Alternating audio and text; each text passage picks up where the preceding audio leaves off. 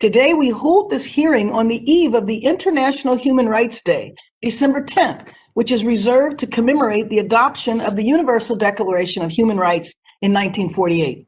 By definition, human rights are fundamental rights and freedoms to which we are all equally entitled without distinction, based on place of residence, gender or national or ethnic origin, religion, sexual orientation, or any other status. Human rights are universal and inalienable, indivisible, interdependent, and equal and non-discriminatory. Today, we emphasize the importance of preserving international human rights by reviewing and finding solutions to the various obstacles confronting the protection and expansion of human rights for more people. Since 2019, the world has witnessed governments throughout the world take deliberate measures to limit rights and freedoms. I've highlighted human rights atrocities around the world, and I want to mention a few. Now, let me just be clear on the examples I'm mentioning are in Africa, but we know that Africa is not the only place where human rights abuses are taking place. As a matter of fact, human rights abuses are taking place all over the world in just about every country. I personally have urged governments to cease internet blackouts and social media disinformation in countries such as Ethiopia and Tanzania, to stop journalists from being detained, such as Matias Hinte in Mozambique, stop the abuse of citizens who disagree with governments, such as Bobby Wine in Uganda or Maurice Kamto in Cameroon, and end electoral reforms that remove presidential term limits, such as in Guinea. I have called out governments for abusing citizens because of their religious practices, called for the end of human trafficking and the displacement and mistreatment of migrants around the world.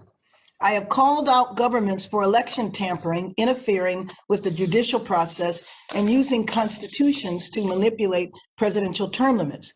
And I have called out this administration on various issues with other members of Congress, including the mass deportation of Eritreans and other countries where populations of people of color during President Trump's travel ban. And also currently what we're experiencing, which is resisting the peaceful transfer of power. We can't accept this from our country. We most certainly can't accept it from around the world. We have always been a beacon of hope and light for the world, and we need to continue to do that. Now, whether it is introducing legislation in 2017 to try and build a comprehensive strategy to address the humanitarian and security crisis in Yemen, encouraging the adherence of the rule of law, and not support irregular, unconstitutional transfers of power in Venezuela, are calling out Tanzania for internet suppression. I believe everyone should have fundamental basic human rights without constraint or fear. All of us should take a pause and re-examine our role as public servants, members of Congress, and members of a global society writ large. We must continue to follow these issues closely, create spaces where all citizens can discuss them, and support the changes necessary to protect and promote the human rights of every individual. I know my colleagues and I will be listening closely to your solutions of creating greater opportunities for inclusion and spaces to assemble peacefully and speak freely. I want to thank our witnesses for participating in this important hearing, and our committee is looking forward to hearing your recommendations on how to strengthen human rights on a global scale.